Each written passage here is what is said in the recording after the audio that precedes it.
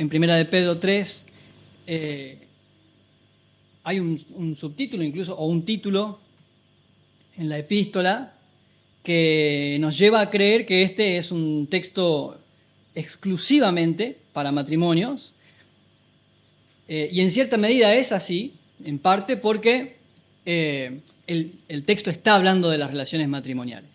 Pero cuando nosotros lo leemos, vamos a notar enseguida, mientras yo lo busco acá, vamos a notar enseguida que hay principios y aplicaciones que no son solamente para el matrimonio, por dos razones. En primer lugar, porque hay una enseñanza del trato del hombre hacia la mujer, por ejemplo, entre otros puntos que vamos a ver enseguida, que no se circunscriben solo a la relación matrimonial. El trato respetuoso del hombre para con la mujer aplica a la relación entre hermanos, con las hermanas, a los padres con las hijas, a otro tipo de vínculos. Y además, porque los que no están casados todavía, igual hacen bien en prestar atención, porque no cambiamos milagrosamente cuando nos ponemos una alianza. Si estamos acostumbrados a ser irrespetuosos hacia la mujer, pensar de ella de una mala manera, tratarla rudamente o serle desleal, no me pongo la alianza y automáticamente mi corazón es leal, honesto, sin ser irrespetuoso. Así que son virtudes que hay que ir ejercitando desde ahora. Por esas dos razones, entonces, vamos a hacer bien en prestar todos atención a lo que dice el texto y continuamente vamos a ir extrayendo estos principios y aplicándolos, cada uno hará el ejercicio, por supuesto, de aplicarlo a su vida, pero también vamos a ir tomando algunos ejemplos. Ya lo leímos, así que no hace falta que lo volvamos a leer, además Mirta lo leyó muy bien. Pero sí vamos a tenerlo ahí abierto al texto para poder repasarlo en cada momento. En principio tenemos que saber que este es un llamado del Señor, porque las instrucciones de la Biblia son eso. Cuando Dios habla algo en su palabra, no es que está dando un consejo solamente o que dice, a mí me gustaría, si fuese posible, que ustedes consideren tal cosa, sino que hay un llamado de Dios. En este caso, para sus hijos, porque aquí le está hablando a los que ya son creyentes, tanto a las mujeres como a los hombres. Así que hay un llamado del Señor a pensar y hacer de una manera. Vamos a ver en primer lugar los primeros 6 versículos que hablan del llamado de Dios a la mujer. Un llamado que inicia en cómo se ve a sí misma y en consecuencia cómo debe comportarse. Vamos a ver con detalle por qué. En primer lugar, el Señor les llama hoy a las mujeres en aquella época y sigue haciendo eco por el Espíritu Santo, a verse a sí mismas como un testimonio eficiente. Un testimonio eficiente.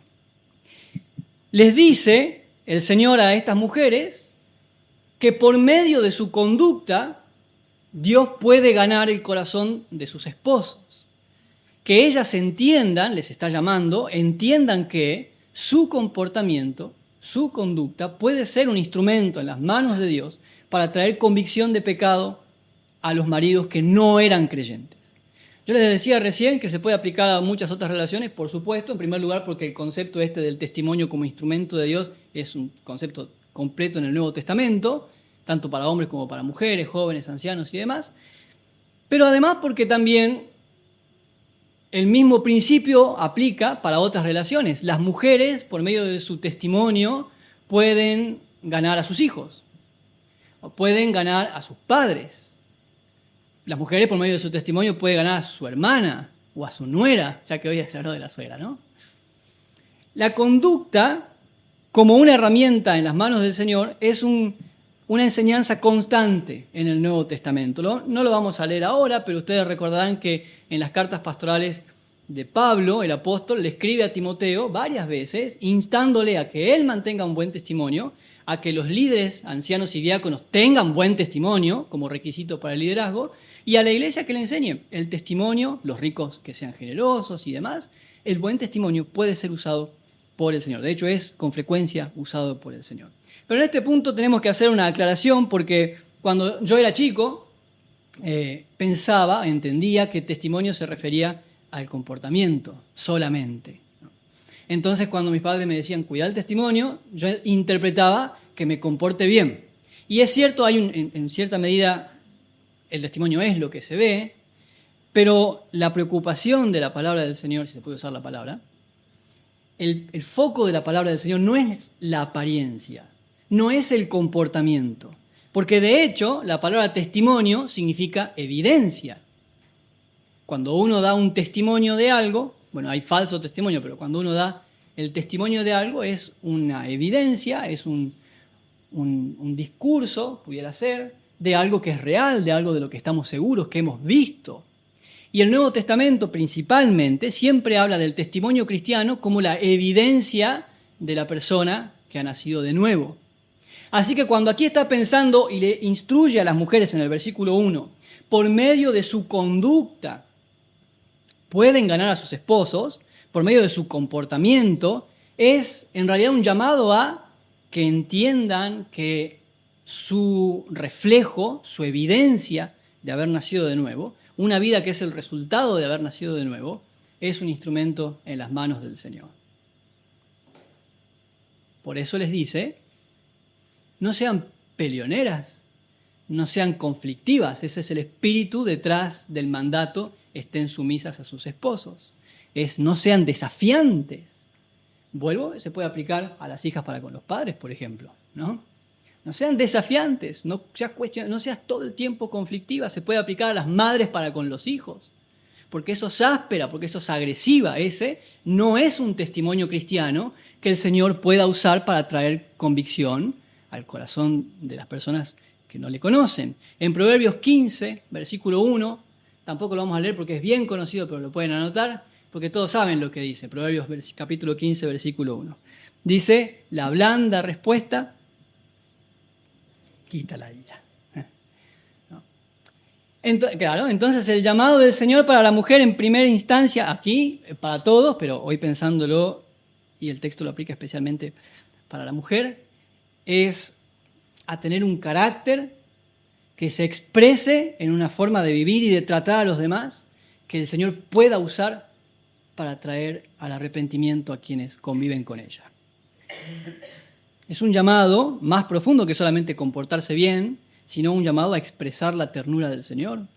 Que cuando venga el esposo o el hijo a la casa, tal vez inquieto, preocupado por alguna razón y conteste mal, que del otro lado encuentre, a mí no me grité, que encuentre una respuesta blanda, paciente, a veces un silencio oportuno para después sentarse a conversar.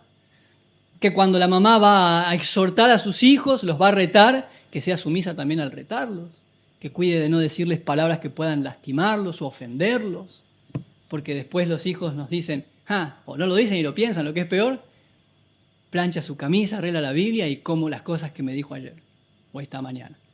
Entonces, un llamado a verse a sí mismas como un testimonio eficiente en las manos del Señor. Por supuesto que aplica a los hombres también, pero aquí puntualmente para la mujer. En segundo lugar, hay un llamado a la mujer a que se vea a sí misma como un tesoro hermoso, que es el título del mensaje de hoy, de hecho, un tesoro hermoso, muy valioso, que debe ser descubierto. Ustedes saben que hay tesoros que no están escondidos y hay otros que sí. Algunos estaban tan bien escondidos que se perdieron, incluso. A mí me gustan mucho las películas de piratas y de robos de bancos. Sí, esa no tanto. Le dice que sus maridos puedan encontrar a Cristo por medio de su conducta. En el versículo 2, cuando pongan la mirada, eso es lo que significa la palabra que se tradujo considerando, cuando se fijen, cuando observen su conducta casta y respetuosa. Palabras que significan en su idioma original una conducta limpia, haciendo referencia por supuesto a la pureza, y temerosa. Claro, el apóstol Pedro le está escribiendo a mujeres cristianas y lo que espera el Señor por medio de esto es que ese temor que viene de conocer a Cristo y que lleva a la sabiduría, Proverbios capítulo 1, el principio de la sabiduría es el temor del Señor, que ese temor termine siendo un factor de cambio para la mujer, que la condicione, que la modifique en su manera de pensar, de actuar, de sentir y de tratar a los demás. que ella misma pueda verse como un tesoro para que los demás también puedan verla de esa manera. A mí me da mucha pena cuando yo veo mujeres que no se tratan a sí mismas, cristianas o no, como el Señor espera que se traten. Y en estos tiempos donde uno escucha, alguien lo dijo ya, donde uno escucha que se le dice tantas cosas, creo que Federico, ¿no? Tantas cosas feas a las mujeres, me da pena que las mujeres se digan esas cosas feas. A veces venimos del colegio con las nenas y escucho a sus compañeras cómo se tratan. Y qué pena, ¿no? Le está diciendo a ellas que sus maridos consideren su conducta casta, respetuosa, temerosa, que las vean como una mujer sumisa, pero para eso es que vos misma tenés que verte de esa manera. Que entiendas que, para las solteras sobre todo, porque las casadas ya creo que esto lo tienen resuelto, tus besos, tus secretos, los que hay en tu corazón, tus sentimientos, no son para cualquiera que pase por ahí, que te diga alguna cosa linda y entre. Por eso también la responsabilidad, después vamos a hacer un paréntesis sobre eso para con los hombres, pero aprovecho ahora. La responsabilidad de los padres de tratarlas bien, con delicadeza a nuestras hijas, para que ellas estén acostumbradas a eso, porque de otra manera, si de parte nuestra siempre reciben un trato duro y difícil y agresivo, luego pasa que viene cualquier compañerito de la escuela que las trata más o menos amablemente y como no estaban acostumbradas, su corazón va detrás de ello. Pero vamos a ir más adelante hacia eso. En Cantares capítulo 4, versículo 12, me gusta cómo lo expresa el texto, porque Cantares 4.12 le dice, lo tienen ahí, por razón estaban mirando por otro lado. En Cantares 4.12 le dice, tú eres un jardín cerrado, un manantial privado. Y le está diciendo, el hombre le está diciendo esto a su crush, a su compañera, yo admiro eso de vos, admiro que sos reservada, que sos pulcra, que sos prudente, no solamente en la apariencia, sino que en tus sentimientos. No andás contando cualquier cosa por ahí, sos confiable. Eso que te pasa y que experimentás, sabés guardarlo y reservarlo para aquel que lo merezca. No estamos hablando acá de que la mujer sea complicada, ¿no? Y que diga una cosa pero que en realidad quiso decir otra, o que no dice y tenés que adivinar lo que le está pasando. Ese es otro tema. Pero sí que la mujer sea un misterio reservado para aquel que la entiende, que tiene paciencia, no que va a estar 6 meses y que sos muy complicada, me voy con otra, no. Que para aquel que está dispuesto a pasar su vida entera buscando descifrar ese misterio. Yo no sé si les contaba a los chicos ayer, no sé si todos sabían que la expresión de conquistar a una mujer proviene de las batallas de la antigüedad, donde había que asaltar ciudades fortificadas. La Biblia tiene varios ejemplos de eso. Entonces esas ciudades amuralladas y fuertes debían ser conquistadas, pero por supuesto solo las podían conquistar los ejércitos muy pacientes, que estaban dispuestos a llevar adelante una campaña militar prolongada y que eran valientes y esforzados. No era cómodo para los ejércitos, o los soldados y los generales, estar allí, lejos de todo, para conquistar esa ciudad. Había un esfuerzo. Y de ahí se tomó esa idea de conquistar a la mujer. Así que cuando hablamos de conquistarla, la idea sería que la mujer se pueda ver a sí misma así, como una ciudad fortificada y valiosa a la que solo entrará el que lo merezca, ¿no? No cualquiera que pase, toca la puerta y entra. No es lo que deberías esperar. Y en tercer lugar, hay un llamado del Señor a la mujer a considerarse a sí misma como una obra de arte, pero integralmente.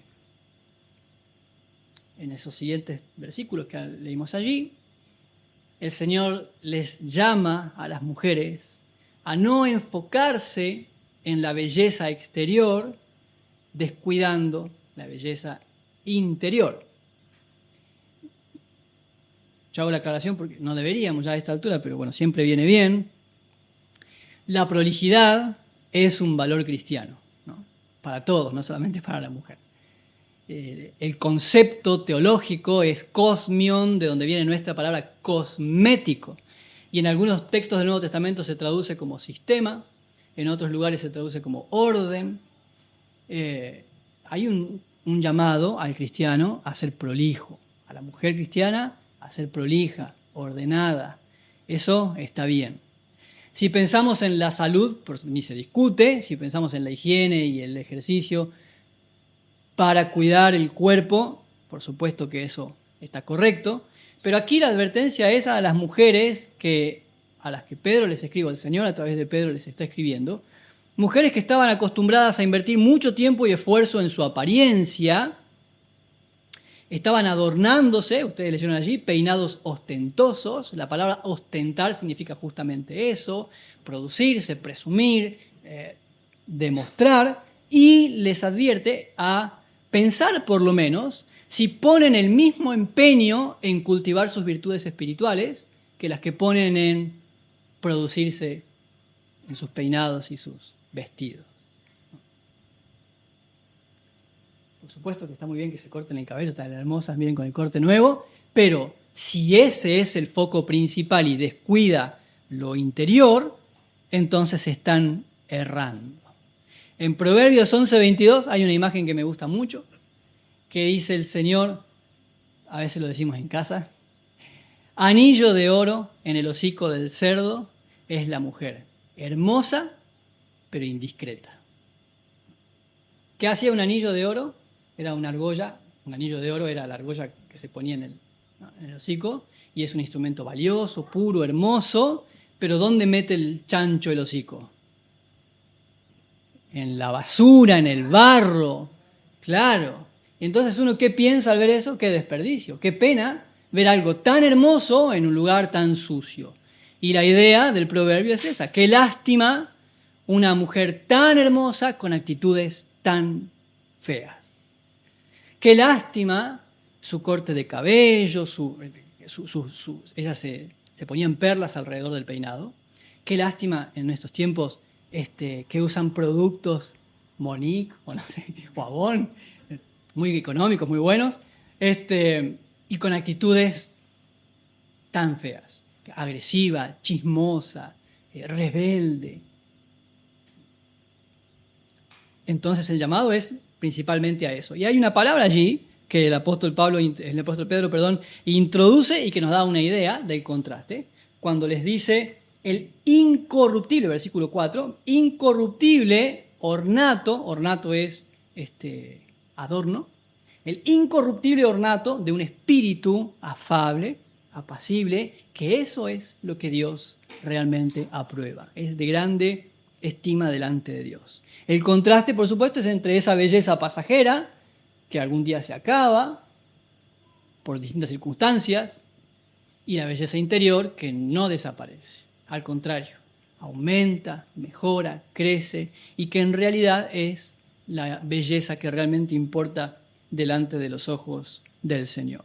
Entonces el llamado aquí es ese, a que te consideres, insisto, está muy bien que se pinten, que se arreglen. Yo sé que hay lugares donde se prohíbe que se haga, creo que aquí no ha habido ese problema.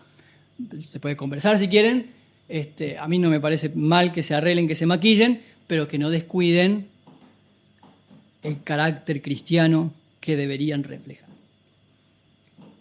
Y en el último versículo hay un llamado a los hombres, pero el tema principal sigue siendo la mujer, porque ahora el llamado es hacia nosotros, pero también acerca de cómo debemos verla a ella, en el versículo 7, un solo versículo que dice importantes cosas acerca de nuestro trato para con la mujer.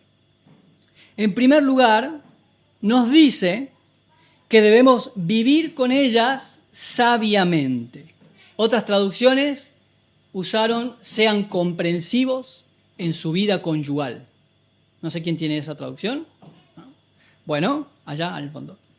La expresión que se usa en el idioma original es convivan de acuerdo a lo que saben. Convivan con ellas de acuerdo a lo que saben, de acuerdo a lo que conocen. La palabra es la palabra gnosin, que es un conocimiento especial.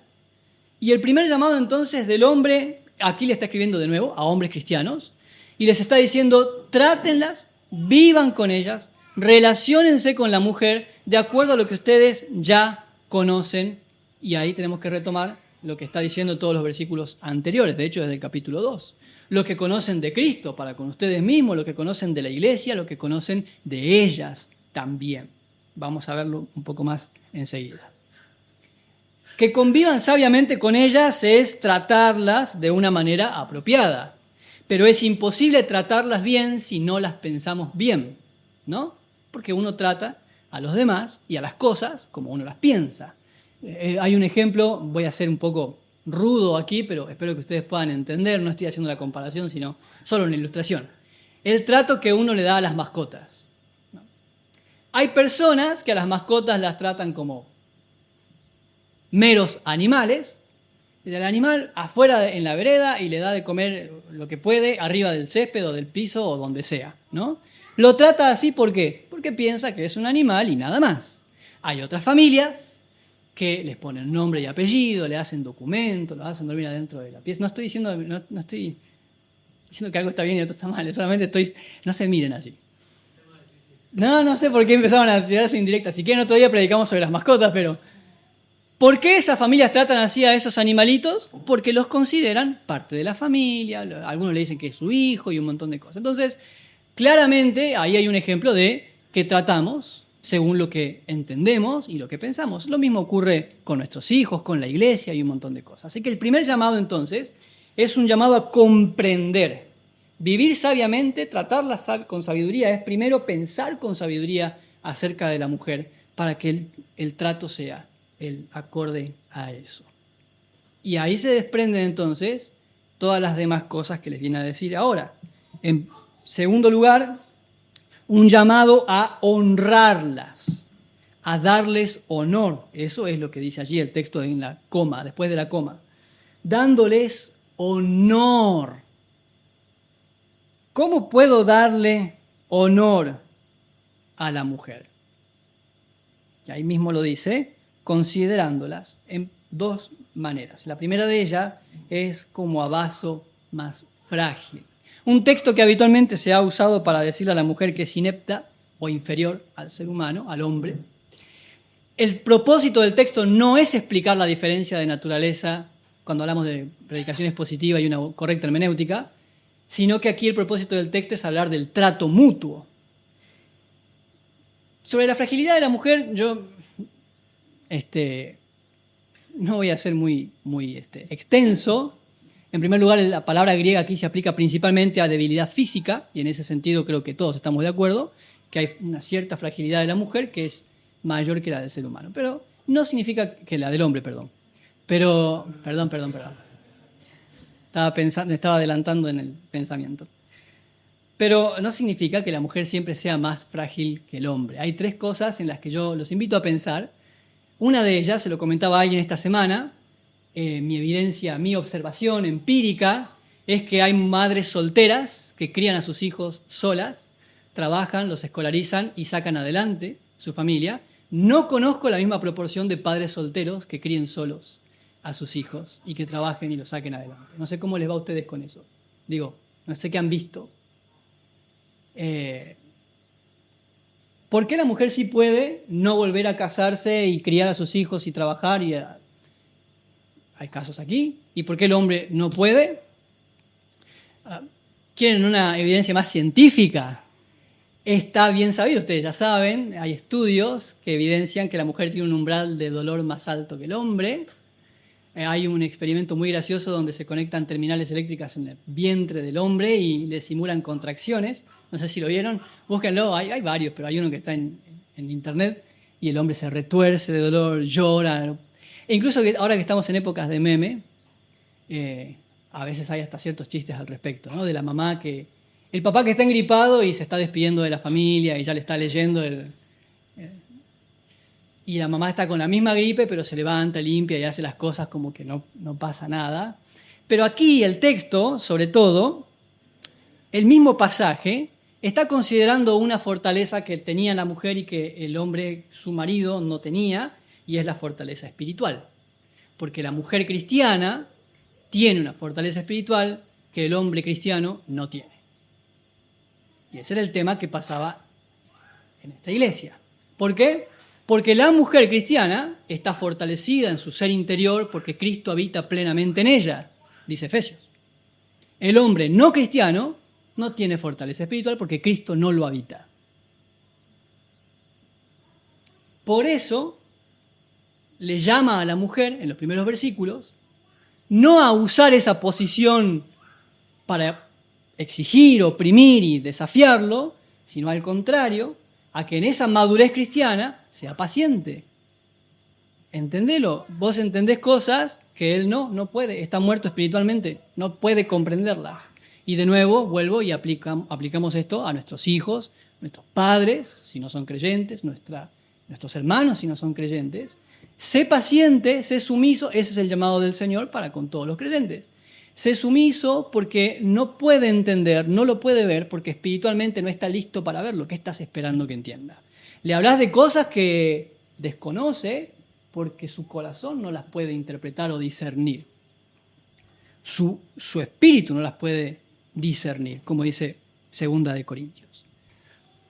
Y entonces allí cuando dice que la tratemos como un vaso más frágil, usa una expresión que es muy interesante y es la palabra vaso, la palabra que se tradujo como vaso representa un utensilio, un mueble del hogar, y la imagen es muy simple, la verdad, ¿no? Nosotros en casa tenemos vasos literalmente, tenemos vasos un poco más rústicos, tenemos algunos de acero inoxidable, que son los que usamos siempre, para hacer el tereré, para comer, porque las nenas por ahí tiran el vaso al piso y si se cae el vaso de acero no le pasa nada, y si le pasa, no importa, la docena cuesta muy barata.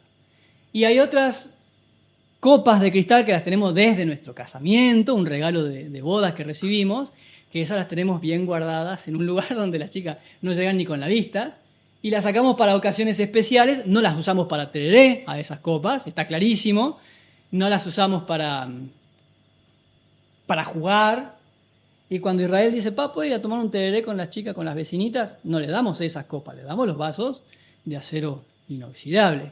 ¿Por qué? Porque unos son más rústicos y soportan todo y las otras son más delicadas y las tratamos mejor. Y esa es la idea. ¿Quiénes serían los vasos rústicos que se pueden caer sin que haya problema? Total, son baratos. Nosotros. ¿Quiénes son esas copas de cristal delicadas a las que hay que tratar con mucho cuidado y reservarlas para ocasiones especiales? Ellas. Las podemos usar así como así y sacarlas cuando queremos y se entiende la imagen, ¿no? Y qué pena menospreciarlas poniéndoles hierba y jugo y... No, las vamos a usar una buena copa con una buena bebida. Yo soy pastor, así que solamente tomo agua, pero algunos que saben, algún espumante, claro, no le vamos a poner cualquier cosa, ¿no? Cuidamos más aquellas cosas que valoramos más, eso en todo sentido, y por lo tanto el llamado aquí entonces es a valorarlas y honrarlas como lo más delicado y hermoso que tenemos en la vida. Justamente José decía antes, convivo con 5 mujeres y eso, qué desafío, porque tengo que multiplicar mis cuidados por 5. En tercer lugar, para el hombre, que se desprende de lo anterior, allí está también que les demos honor, en primer lugar, para que las tratemos como vaso más frágil, más delicado, más honroso, y en segundo lugar, que las tratemos como coherederas de la gracia de la vida. Aquí le está hablando a esposos cristianos, a hombres cristianos, para con sus esposas cristianas. Yo de nuevo vuelvo a hacer mi aplicación para con mis hijas, si ellas reciben a Cristo como el Señor de sus vidas, para con ustedes, las mujeres que están aquí, mis hermanas en el Señor. Me dice el Señor que las trate como a coherederas de la vida eterna en Cristo Jesús. Algunos suponen que aquí la expresión coherederas de la vida o del don de vida se refiere a que, bueno, como ser humano vivo hay un trato equitativo, pero no es el sentido del texto, claramente, y la palabra original zoes se aplica en el Nuevo Testamento para la vida eterna, para la vida nueva en Cristo. Así que, además de ser mujer, voy a pensar en Gaby, ustedes hagan su propio ejercicio, además de ser mujer y solo por eso, ya ameritar de mí un trato digno y especial, además es hija de Dios. Su padre es, además de ser mi padre, es el Dios de Moisés, el Dios de David y de Pablo. Ha sido redimida por la sangre de Cristo, lo que significa que Gaby vale la sangre del Verbo eterno de Dios, hecho hombre, sacrificado en la cruz. Eso vale ella. La sangre más pura alguna vez derramada en la tierra. También significa que está sellada por el Espíritu Eterno de Dios que asegura su salvación. En ella habita el Espíritu de Dios, que ha sido elegida según el preconocimiento de Dios desde antes de la fundación del mundo. No está acá porque sí, está acá porque Dios así lo quiso. Y además ella es la herencia, es propiedad del Dios de Israel. Y podría seguir toda la mañana con las cosas que ustedes saben que la Biblia dice acerca de los hijos de Dios. ¿Cómo puedo osar yo ser atrevido con ella? ¿Cómo puedo osar ser imprudente o desleal en mi trato para con ella? Hacerle bromas, es que hay confianza, somos esposos. O a mis hijas, ¿no? Cuando encuentren a Cristo y lo reciban como su Señor, lo mismo. O a Elena, o a Dora, o a Sofía. ¿Cómo puedo tratarlas de cierta manera, hablarles de cierta manera, cuando considero que son coherederas de la vida eterna de Dios? El tópico léxico sobre este pasaje comenta: el texto no es degradante, sino protector, llamando al hombre a un liderazgo que honre la herencia compartida de la gracia. Hay un dato muy interesante, no sé si lo han notado, pero lo podemos ver ahora. Aquí es cuando la palabra del Señor nos llama a mirar a Cristo como el ejemplo, no en este texto, pero sí en Efesios 5, por ejemplo, que ya lo predicó José hace un tiempo atrás. Nos llama a mirar a Cristo como el ejemplo del trato que el hombre debe dar a la mujer. Nunca, ni aquí, ni en Efesios 5, ni en Colosenses 3, ni en Tito 2, ni en pasajes paralelos, la Biblia dice que yo tengo que someter a mi esposa. Tampoco dice que tengo que someter a mis hijas o a la iglesia. Le dice a los hijos que se sujeten a los padres, a la iglesia que se sujete a los pastores y a la esposa que se sujete al marido. Pero no me dice sometela a tu mujer. ¿Qué me dice a mí? Respetala, honrala, cuídala, amala. Y me muestra a Cristo, me señala a Cristo Jesús y dice: así como Cristo trata a la iglesia. ¿Por qué la iglesia desea someterse a Cristo Jesús? Pero parece que aquí no hay muchos. ¿Por qué los cristianos, la iglesia, desea someterse a Cristo? ¿Por quién es Él? Por lo que ya hizo. Miren, ahí está. La prueba de su sacrificio amoroso, porque está conmigo siempre, a pesar de mis errores y mi pecado, Él siendo santo, permanece conmigo. Y todo eso que podemos hablar del carácter maravilloso del Señor. Es el mejor lugar donde puedo estar. Someterme a Jesucristo es la decisión más sabia que puedo tomar para con mi vida. Eso es lo que mi esposa debería pensar de mí. Mi esposa y mis hijas deberían pensar de mí lo que la iglesia piensa de Cristo. Me voy a sujetar porque es el mejor lugar donde puedo estar. Porque su sabiduría y su liderazgo me guía. No por lo que dice, sino por lo que ya hizo, porque ya me demostró. A veces le hablamos a las chicas, ¿no? ¿Por qué se casan? ¿Por qué nos casamos? Porque es fácil decir te amo, voy a dar todo por vos, pero hay que demostrarlo. Así que anda al juez, firmá, te comprometés, demostrá que con actos, con hechos reales, que vas a estar ahí para sacrificarte y para amar. Entonces ahí se me presenta la pregunta a mí, se las comparto a ustedes. ¿Ese es el modelo de liderazgo que yo ejerzo sobre mi esposa o para con mi esposa y mis hijas? ¿Les inspiro a ellas a sujetarse? ¿Ellas se sienten inspiradas a estar bajo mi cobertura sabiendo que mi ejemplo y mi trato es el apropiado? Entonces por ahí también, en vez de pensar en exigirle más a ellas, debería pensar más en lo que yo cultivo como hombre. Y en vez de oprimirlas, o el momento en que yo les tengo que pedir que se sujeten es porque ya no tengo autoridad. Eso pasa con la iglesia también, ¿no? En el momento en que tengo que recordarles, soy tu padre, es porque ya está frágil. Entonces, el llamado del Señor para el hombre es: ámenlas, cuídenlas, respétenlas, hónrenlas, trátenlas con honor y el resultado va a ser que ellas deseen sujetarse. La conclusión es que aquí en este texto hay un llamado claro, me parece a mí, del Señor, a ver a la mujer desde los ojos de Dios y vivir con ellas de acuerdo a eso que Él nos muestra. Que la mujer pueda verse a sí misma como el Señor la ve y que los hombres sepamos ver a la mujer como el Señor la ve. Les voy a invitar a que podamos orar un minuto. Padre Celestial, te doy gracias por tu palabra, gracias por lo que nos enseñas y lo que nos recuerdas. Te pido, Señor, que nos ayudes a poner en práctica lo que nos estés enseñando hoy, que podamos revisar cómo hemos vivido, cómo vivimos y cómo vamos a vivir a partir de ahora.